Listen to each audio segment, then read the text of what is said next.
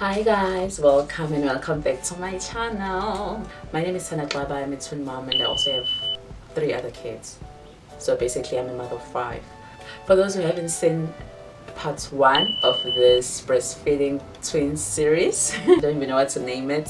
I'll leave the link below to the part 1 of my breastfeeding journey, where basically I shared my first day at the hospital. And then on this video I'll be sharing with you guys my hospital stay experience when it comes to breastfeeding the twins. Okay, firstly I would like to start by saying that breastfeeding is hard, guys. It's difficult, it's not easy, and breastfeeding 2 babies is tiring. It's tiring and you need grace just to succeed. For those who don't know, I'm a twin mom. I have a video where I shared with you guys how I found out I was having twins, but basically I'm a twin mom. My twins turned 6 years. Yes, just a few days ago. My twins turned 6 years and they are girls. Both of them are girls. So this is me sharing my experience when I was pregnant with them and when I was breastfeeding them, and now they are big girls. They believe they are very big. 6 is such a big number. It's common for multiples to stay at the hospital when they are born, right? And they can stay for a number of reasons. Sometimes they come in early before their time, and then they need maybe to stay, maybe to gain weight or to develop further, or there can be a lot of other reasons apart from that.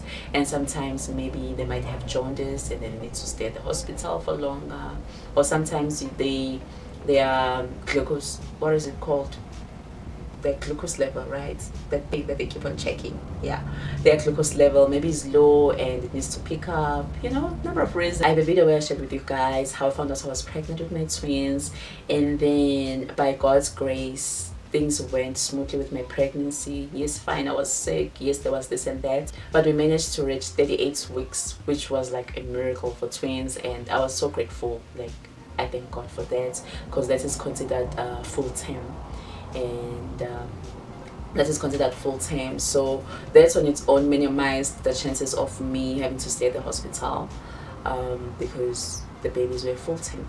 When I gave birth to them, they had the normal weight, and basically there was nothing alarming for them to stay longer at the hospital apart from the normal checkups that will happen even if you have 1 child. To our surprise, the first day when they came, everything was fine, sharp, everyone is cool, and then later, then the doctor told us that the twin had jaundice, but maybe that's like a story for another day. Today I just want to focus on the breastfeeding journey. So fast forwarding, as a result, that twin ended up in ICU so that they can monitor the jaundice, and then hopefully it goes away and then we can go home.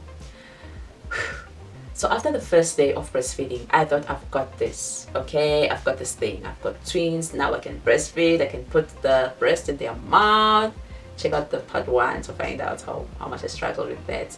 And then boom, NICU.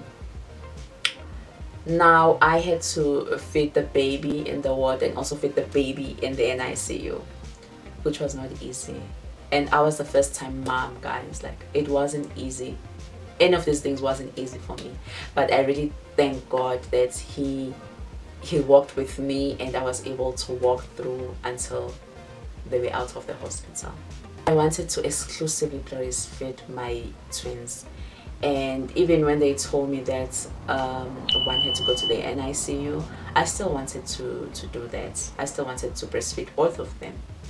I think I wasn't ready to let go, giving up the bottle or whatever, but in my mind I wanted to breastfeed them for as long as I could. So it was a challenge. Now there were times that every 2 hours, 2 hours or 3 hours, you need to go to the NICU to feed the other child, and then when you come back you also need to feed the other child. Guys, that was tiring, like tiring, you know. You don't even forget, you forget number of things, you forget when it's day or night, because to you it's the same, you know. The child feeds throughout the day and night, so for you it's the same.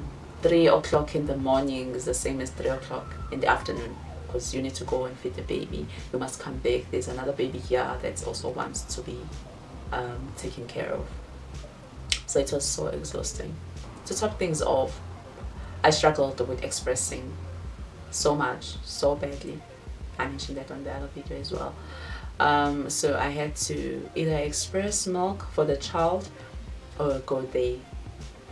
I struggled with expressing milk. Like, I struggled so much, and it reached a point where I was like, you know what, I'm not gonna do this now, because it was causing a lot of anxiety for me. So I'm like, it's fine, I'm just gonna go and feed the baby, because at least I've mastered how to breastfeed the baby. So I'll just go and feed the baby, and that's what I did most of the time. Another thing, guys, when you have twins and one is in an ICU and the other one's at the ward, the phone calls from the NICU, because when the child is crying and there's no milk and you want to give them milk, you need to go there or you send them milk, right? So they will call you whenever they need something, which was milk.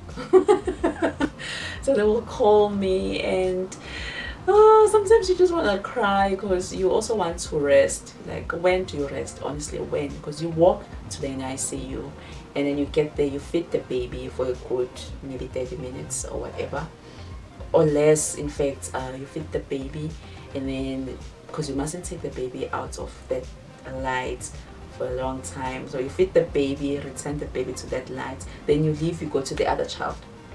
When you get there, the other child is screaming her lungs out, and then you feed that child, and then in between that you must eat, bath, rest. What else? That's the only thing that's so important to you. It's eat, bath, rest. Oh, forget bath. It's eat, rest. Forget rest. It's just eat. That's what it boils down to just eating to survive. The bad thing, if you get a chance, if you're lucky enough to get a chance. Resting, ha! If you're lucky, like if you've won lottery, whew, you must be very lucky to have that luxury to rest. When you are breastfeeding and you are at the hospital, you need support. You need support from your doctor, you need support from your midwives, because it's not easy and things don't always go according to the plan. So you need support from your midwives. Like, I am so grateful with the support I got from my midwives. It was amazing. And then I know I attended the classes, me and my husband attended those prenatal classes, but yeah, things are different there. My mom has the certificate in breastfeeding, so she was giving me all those lessons about breastfeeding and what. So in my mind, I thought I was prepared. I thought, I've got this, but phew, things don't go according to plan. So you need the support of the midwives. You need your partner's support. Okay, maybe if your partner is not there, but you just need someone, maybe a family member needs to support you emotionally as well, because it takes a lot, you know. I know, and it takes a lot for your body to produce milk, and there are hormones involved. And apart from that, there's like external stress with the baby being on earth. It's even worse if you're a first-time mom and you have twins or multiples. My husband was that person who will make sure that he will know what kind of food to eat to avoid this or to have that and all of that. So even when I was at the hospital, he will bring me the food that he said I need to eat, what I needed to drink in order to produce more milk, and wara. So he was that person for me. He will even call my mom to ask, and yeah, so but he was that support system for me. They also need support from other family members or friends. Like, I know you're there alone at the hospital. It depends with other people. Maybe other people will want to be visited. Some people say they don't want visitors until, I don't know, whatever they choose to do. But you need that support from friends. And I think you need to communicate how you want them to support you. Like, if you want maybe someone to come and see you every visiting hour, so that maybe they can just hold one twin or something. And you just need to communicate with them. That in my case, unfortunately, we are far from our families, so we didn't have like hospital visits. We only had one hospital visit from family member, but other members, they couldn't come, and it was just too far for them to come. So they will call checking up on me and the babies, but as much as we need the supports, I was not in the mood of talking to the phones. Like honestly, even with my mom or my sister, we'll speak, but I'm like, okay, I've had it, you know, like I just don't have the time. I felt like I didn't have the time for the phone, so they will call just to check up, and then if maybe they want to ask in more details or whatever, they will call my husband, because I didn't want to speak on the phone for a really long time. Also, what I learned when I was still at the hospital is that I had to accept help. Like I need to accept any kind of help, whether it's from a midwife, from your husband, or maybe even dietitian, because I had to consult with a dietitian to help me produce more milk, and then they changed my diet and gave me that pill. So all those things were, it was me teaching me to accept help from people, you know. And sometimes it's not easy if you're used to doing things for yourself and you feel like you're out of control, you're not in control.